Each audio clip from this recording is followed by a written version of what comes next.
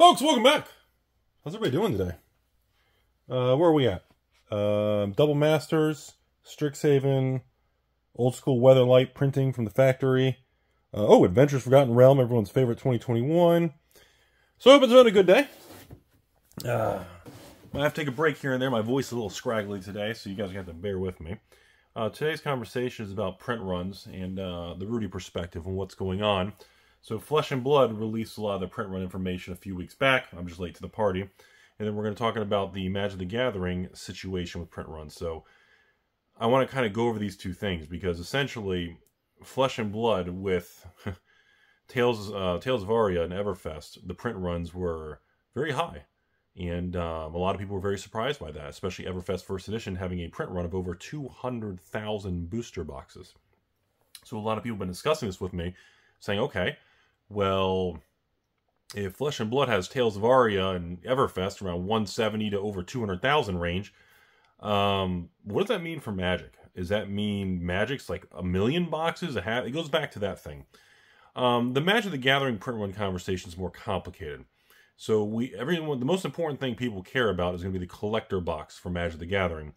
The print runs on those, because everybody knows those are supposed to be a one-and-done print run product.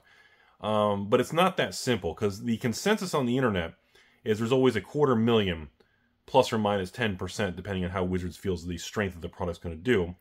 A 250,000 booster boxes is the print run of a collector box, for example.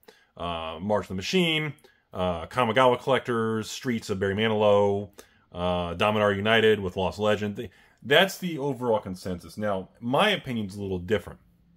While I do agree that quantity of around 250,000 collector boxes for each Magic set is the approximate amount that's printed, I believe in that theory, like a lot of people are suggesting, but I don't believe it's in the booster box form. I believe the quantity of collector boxes is a lot lower in all Magic sets, especially in 2023. But I believe the amount of supplemental collector booster packs that are placed in everything from fat packs to all these supplemental individual things at big box, Walmart, Target, your local Amazon, your local, I don't know, Starbucks and Taco Bell. You know how they have like one collector pack and like some big fancy cardboard packaging where it's like kills half the earth with the packaging? Because again, people steal.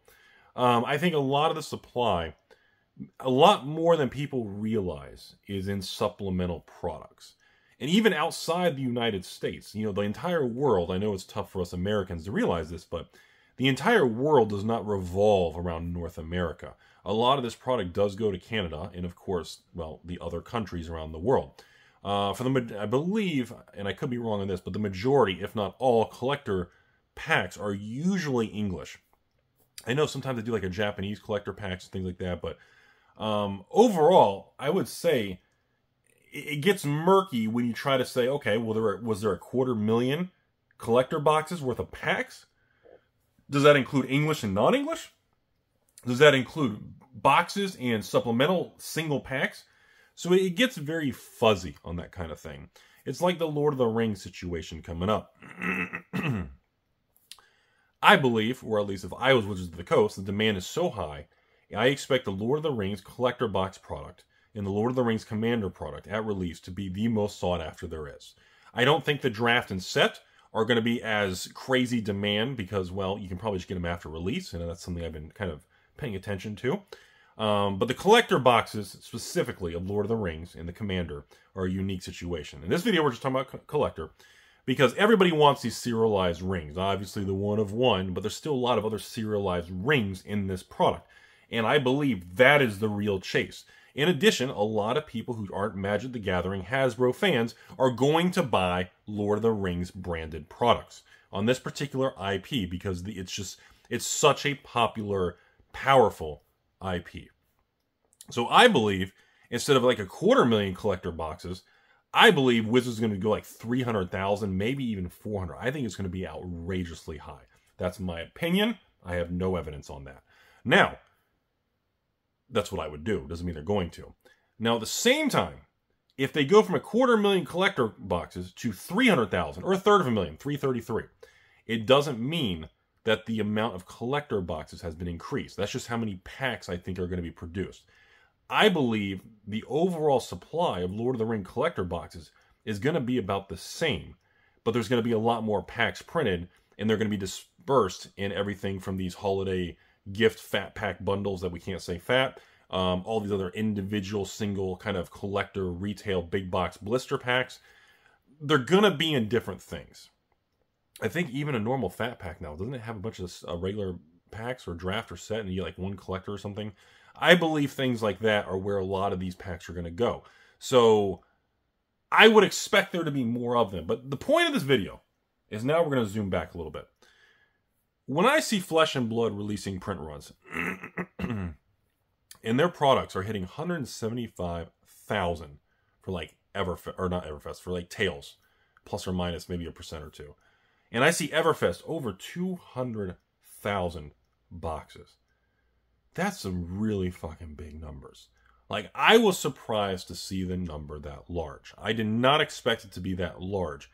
I find it concerning, but at the same time, I stand back and I'm like, okay, well, if they printed that much and the market's still pushing forward, that's, you know, the amount of people who play Flesh and Blood is extraordinarily high on a percentage scale. So, for example, in Pokemon, I always believe around 5% of people who buy Pokemon cards play the game, if that. And that's being generous. I think in Flesh and Blood, the amount of people who buy that product line, I would say at least 50 to 75% who buy Flesh and Blood, maybe even higher, actually play the game. So that's like the difference between Pokemon and Flesh and Blood. Magic, I would say the amount of people who buy Magic versus actually play the game is also pretty similarly high. When it comes to things like Weiss, or when it comes to things like, you know, I guess even the new Disney Lorcana and the new Sorcery, these are all unknowns. You know, that's what makes it difficult to determine what the correct amount to be printed is. How much of that printed product is going to be actually used and desired for single cards versus a sealed product. For example, we jump over to MetaZoo, and we see in the summer last year, when everything went to hell and started collapsing in the economy and the stock markets, MetaZoo had their Wilderness and UFO with the overprinted amount of 100,000 boxes each, which the amount of people who buy MetaZoo versus the amount of people who play MetaZoo is going to be a lower number like Pokemon. It's going to be nowhere near 50-75%. I would be willing to bet it's around 10-20%, similar to like the Pokemon range. You know, we don't really know the exact details. So because of that, the secondary market of singles has a harder time absorbing the product. So now, of course, we march into 2023, and we see Seance holding up well. We see MetaZoo releasing Native, and it's the best one they've done yet. And now we see Weiss recovering, and now we see Flesh and Blood just on a tear. It's crazy. Hang on a second. I'm back, sorry. My woman and my son, apparently my kid had a half day today, so he's banging on the door, running around outside on his bicycle and playing. So, sorry about that, so they want to come say hi. I'm back. But that's where this print run thing gets tricky, you know? Because it's not always about how much is printed, but how much the market absorbs, how much the player base demands the singles. You know, and obviously, you know, the bigger the player base and the more people playing the game or demanding the singles, the more these sealed products are going to perform. So, when I look at the Flesh and Blood situation, and I saw Everfest had over 200,000 boxes, like that blew my mind. Now again, keep in mind, that doesn't mean 200,000 plus boxes or 225 or 220. It doesn't mean all those boxes were in the United States. That's the total number. A lot of that, you can't just say all that was dumped in the U.S. This is probably worldwide, distributed between different locations and everything like that. Now Flesh and Blood, like Magic, is being printed in all these different languages. It's crazy. So when I think about these print runs, it brings me back to Magic the Gathering and, you know, these collector boxes. You know, with Lord of the Rings coming up, you know, to be very transparent, I'm going very big on it. I was all in on the Lord of the Rings collector boxes and Commander. Requested the most I could get. I'm going to be on the hook for this thing it's going to be in the 7 figures. Because I just firmly believe that particular version of that product line is going to be highly demanded for, no matter what. I don't care if day one, the 1 of 1 ring is pulled, or it never gets pulled. I don't think the overall, all the other serialized cards in the product itself is really going to swing in price based on that one particular card. I think it's a great marketing ploy, but I don't think anything's really going to change on the sealed product. Okay? Now, should the collector boxes of Magic, should they have lower, tighter print runs to support or help raise the price quicker? Or it gets very complicated. These are the questions like I think about, because you don't want, and I know a lot of you may disagree with this, but one thing I agree, one of the few things I agree with Hasbro and Cynthia and all these people who definitely know what they're doing, is you don't want the product to come out and double in price. With Flesh and Blood, Magic, Pokemon, MetaZoo, Weiss, the new Disney Lorcana, you don't want Lord of the Rings collector boxes to come out and go right to $500 a collector box. That I would consider to not be a good thing, because that tells me that they not only underprinted, but they really screwed it up. Lord of the Rings collector boxes, if they're wholesale for like, I don't know what these things are going to be, like $300, they're super expensive. Let's say even number. Let's just say 300. You know, distributors, their stupid credit card, 2-3% fees, and the handling fees, all these stupid fees they charge. Let's just call it even 300. It's probably like 290 something, but even 300 bucks. I don't think a store should be selling Lord of the Rings collector boxes for $500 to $600. I don't think the market should swing that hard. But I think anything below, honestly, I think anything below like $340, $350 is a killer deal, because the store's not really going to be making much money on that. I mean, especially if they're listing online, that's going to be a killer deal. And honestly, I don't even think that long term, at $350 to $400 for collector box, like I have a hard time believing long term that would be a bad deal. But here's the caveat. If the Lord of the Rings product comes out and the supply is very high, let's say I requested 3,000 Lord of the Rings collector boxes from every distributor. Let's say every distributor fills me with 2,000 of the 3,000, and I get like 8,000 Lord of the Rings collector boxes. I'm on the hook for a couple $1 million. At the same time, I don't think, how do I say this? The biggest risk to the product is that the set itself isn't good. Everyone's focused on these serialized rings and how amazing and the lore and all the neat things and the characters, and I get that. But at the same time, if the product doesn't offer anything else, the sealed price and the singles prices will collapse. Looking at Magic the Gathering right now, we're looking at March the Machine, the Stepsister set, Aftermath, and Epilogue. Do I think this particular product is an absolute Baldur's Gate 2.0? I have concerns that it is, but I don't believe it is. And I know everybody watching this is, oh, here's Rudy, he's going to start shelling. Yeah, well, you know, hey, you know, your wife's a girl, you know, she just left. You know, I got nothing to do. But I don't think it's that bad. And the biggest thing that's going to save the Aftermath Epilogue product is that, in my opinion, it has a low price point. Yes, it's a low set. They took out the commons, and we're learning the difference of removing these commons and how the market reacts. We're learning a lot. But at the same time, if these things drop 50% from release, like what happened with Baldur's Gate, that would mean, like, the Epilogue booster box would have to be like $39 on TCG Player. And if I can buy March of the Machine, Epilogue, Aftermath, Epilogue booster boxes for like $30 to $40, I'm going to buy them all. If I can buy a booster box for $35, I don't care how bad the Magic set is, I'm gonna literally just say how many can I get and from how many locations. Because there's going to be a point where the risk-reward becomes so slanted, your downside risk starts to really get reduced so much, it doesn't really matter what happens. Because if the Epilogue thing tanks, which I don't think it's going to, but again, a lot of people are already upset because it's like, you know, what, $65, $70 with tax and shipping, and it was, you know, $100 at pre-release or pre-order. A lot of people are already upset that it's already dropped a third. But the thing is, I don't think it should have been $100 a box from the beginning. That was kind of my opinion. But at the same time, if these things collapse, let's say it collapses to like $45, something ridiculous, and distributors have to dump them for $35. Like, if I can buy an Aftermath or Epilogue booster box for the 30s, like, why would I not buy that? if a single card in that whole set between now and 5 years jumps to $20, $30, $40, that's more than the cost of the whole box. So the dynamics of finance get really interesting on a cheap product versus an expensive. Baldur's Gate, the biggest issue it has to this day, and we've done a couple Baldur's Gate videos lately. You guys have seen it. The biggest problem Baldur's Gate had was the high price point. If Baldur's Gate collector boxes did not have an inflated price from Wizards and Hasbro, the difference in conversation would be substantial. Like if it wasn't inflated, and let's say a store could get the boxes, collector box for $160, and I could sell them for $179, $189, and now on eBay, and after TCG play, now they've tanked down to $150, $160. I mean, you're talking a 10% swing. That's very normal for every other product. But the fact the price was so elevated from the company, it created a disaster. So back to the Flesh and Blood side.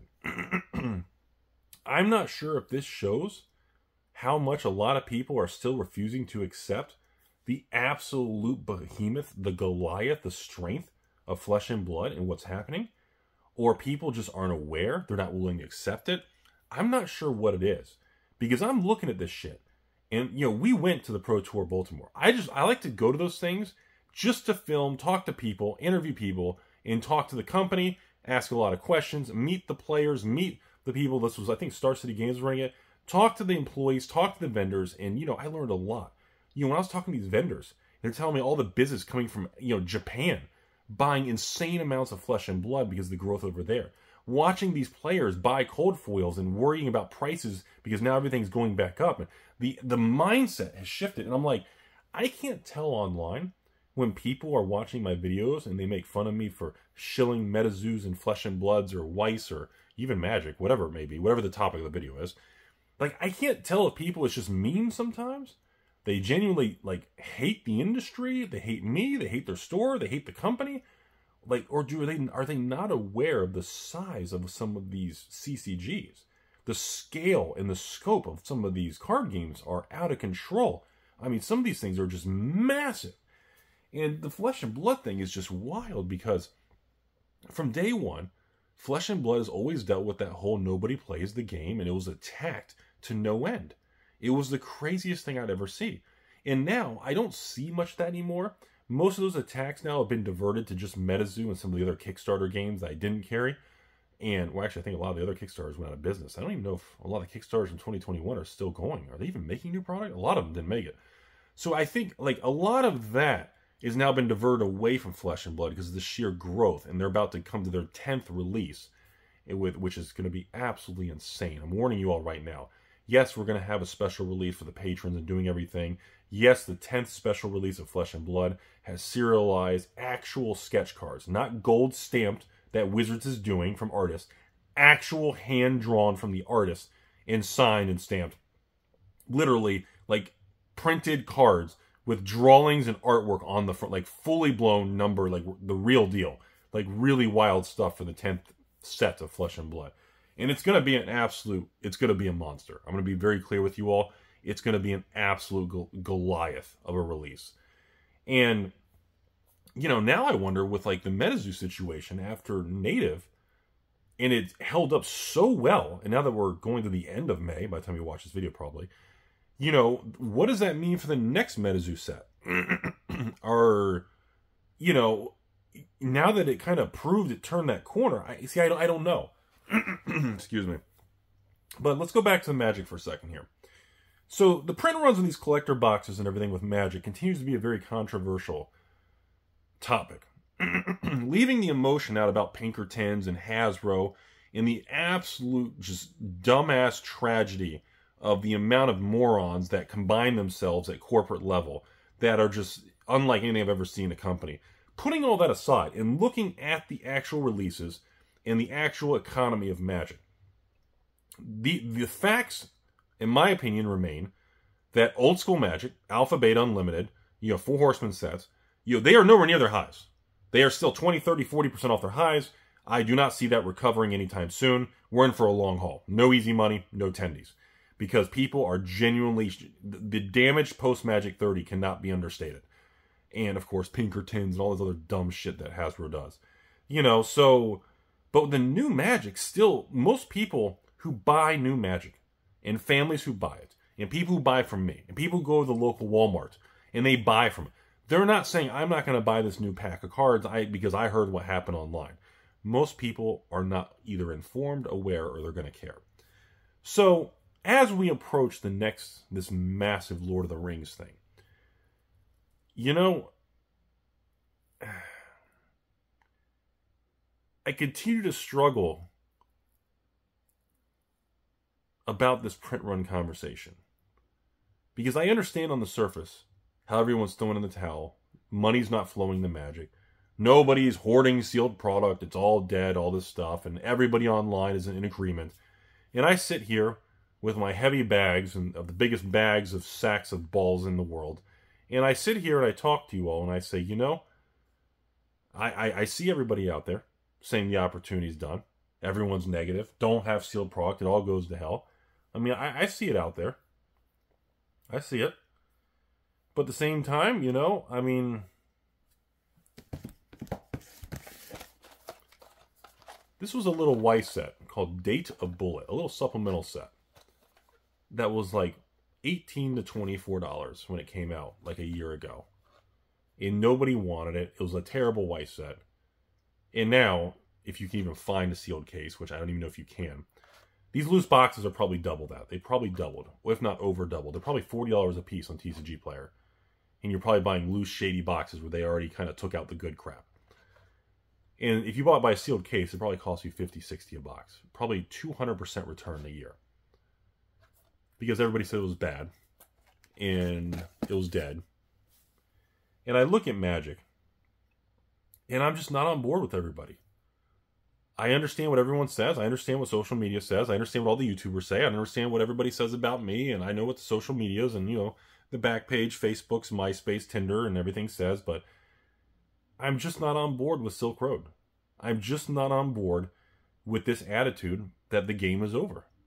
I'm just not there. And you can make fun of me saying, well, Rudy's just in denial. He refuses the opportunity cost to cut his losses, whatever it is. I just refuse to get on board that after 30 years, suddenly the switch has been flicked, the rope has been pulled, and everything's worth zero. Because if I believe that, I could easily dump all these Strixhaven draft boxes. If I ran a sale, and I want to sell all these at a huge loss, if I ran a sale right now to my supporters and patrons, said, you know what, Strixhaven, $69 shipped a box by the case, I would get wiped out of all 1,000 boxes probably in 15 minutes. Why? Because people love a good deal. And that also tells me that they believe in the future it'll be worth more than that. And I know that's a terrible example. But the point is, I don't believe that the game is over. I don't believe all of this attitude that it's just, I'm not on board with it, man. Like, I know I can be negative on the single cards and everything's reprinted in secret layers and all the master sets. I get that. But at the same time, believing, like, here's a great example to trigger people. Innistrad Midnight Hunt set boxes. I think I have 20 cases sitting here. Okay? I mean, what am I going to do? Try and sell these at a loss or something? But I still don't believe that in a couple years, these are going to be under $100. I just don't buy into it. There's so many of these products that haven't sold well, or people just, because the market was flushed out during the summer last year, and because Wizards has now adjusted and tightened their print runs, because I see variables in behavior from different people in this industry that have shifted, I cannot get on board believing that, you know, the music has stopped and everything's going to zero. You know, and I feel like I'm the only one on the internet who's got the balls or lack of balls, my one tether ball or half, I don't know. Maybe I'm the only idiot who refuses to accept that the game is over. And maybe that's on me, and then I can get a documentary made about this infamous Rudy guy in Florida who built an empire and lost it all. Maybe that'll happen in 10, 20 years, and I'll be the case study in business schools of how to ruin your life. Maybe. But you know what? Hey, at least it makes it a cool story, right? And at least at the end of the day, at least I can tell you all one thing that's 100% certain. And that is, I did the best I could. I tried to stay the course. I still believe in the product. And markets can turn on a dime. The new Pokemon set in this new era, wholesale cost, what, $100 a booster box? They're on TCG Player for $107 for the newest Pokemon, Scarlet Violet, base set. Like, any store selling on TCG Player for $107 is losing money on the new Pokemon set. And, you know, and I'm like, the newest Pokemon set is the weakest I've seen in many sets. And I'm sitting here like, okay, is that the biggest screaming opportunity? Or is the market shifting away from Pokemon being the market leader to Magic or Flesh and Blood being the market leader? You know, and that's the funny thing about markets. There's always a leader. There's always a top and a bottom, giggity. And markets always shift. And you have to be willing to accept that there are times that you're going to look like a genius. Buying out all the Strixhaven or Data Bullet or Double Masters, I don't know. There's going to be times that you're going to look like a hero. There's going to be other times that people are going to ridicule you till the end of time for selling MetaZoo, Magic the Gatherings, and Pokemons, and Weisses, and Flesh and Blood. But after a while, when you do it so long, you get a little numb to it. It starts, the strength of the ridicule starts to have less and less of an impact until it doesn't really matter anymore. Because now we are in a market in 2023, and I'm going to cut the video off here and, you know, show you guys my penis and that whole thing. But we're in a market in 2023 where at this point in time, you walk up to anyone at any private collector, investor, Facebook, MySpace group and say, I'm thinking about investing in the new Magic set. And you know you're just going to get completely laughed at. You already know how everybody feels. Right? So, if we're going into that situation expecting nothing, what's the worst that could happen? Stay the course, folks. Don't give up. Be very careful listening to everyone's opinion online. Just like Wall Street, over 90% of all traders never make money. So when you're looking for second opinions and you're listening to your favorite, you know, CCG, YouTuber, social media, Discords, MySpace stuff, Tinders, and Backpage, when you're listening to these people, just remember, over 90% of people who are you're listening and getting responses and replies to will never do well and make money. And yet, we look for that consensus on making our decisions because our brain is looking for some sort of feedback. And the problem is the feedback we're looking for, when it comes back at us, we know is historically negative and, well, not good information. You know, not a famous person, a wealthy person, when I was training to be a broker back in 2008, once told me, older guy, came down to Florida. And I was like a little apprentice, you know, intern training guy at the firm. And he told me, he said, just remember that, Rudy. He said, you're looking to learn from people, but don't take advice from people who have not proven to be successful. Do not take advice from people who are not proven to be masters or professionals in their domain, field, or market. Why would you listen and take advice or information from somebody who can't prove that they know what they're doing? And yet that's what most people do. They listen to their buddy, their friend, some group of people you may not know. And do you really want to listen to someone who owns an LGS that went out of business last summer because they were over leveraged? Or do you want to listen to the person who's still standing the test of time? Always remember that, folks. And at the end, as I always like to say, here's my penis.